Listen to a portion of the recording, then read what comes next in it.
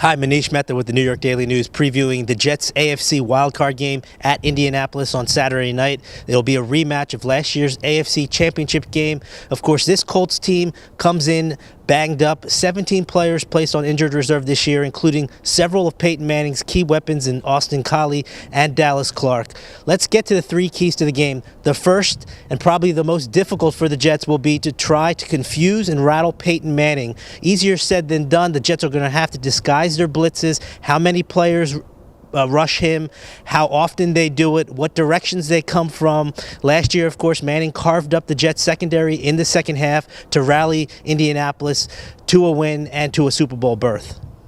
It's a sense of urgency, to be able to keep the ball and keep it away from Peyton. And so anytime you have an explosive offense like they do, all the things that they do well, you want to keep the ball away from them, and that's going to, for us, it's about getting first downs and continue the drives.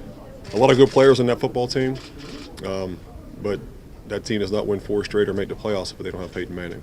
Number two, the Jets are going to have to get Sean Green involved early and often. Green last year led the NFL in rushing in the postseason, but he got hurt early in the second half of that AFC title game. It really changed the complexion of that game as the offense for the Jets really stalled after that. Green has been getting more involved recently, and he'll have to be an integral part of this offensive game plan for Rex Ryan if they want to move on to the second round.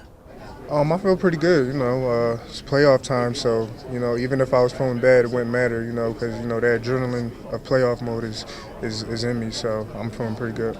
And finally, Mark Sanchez is going to have to pick up where he left off in Week 16 against the Bears when he threw the ball really all over the field. He's dealing with an ailing shoulder, but he says he'll play through that. It's really about pain management at this point for Sanchez. A lot of quick throws, 3-step drops, get the ball out of his hand very quickly. That's probably the best plan against a Colts cover 2 defense that really isn't going to allow him to get many throws downfield.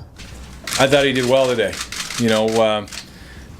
We still had him like on a pitch count, which I have no idea what it is, but he's, he did well. He made all the throws, throwing the 9s, the comebacks, all that kind of stuff. So, he looks fine.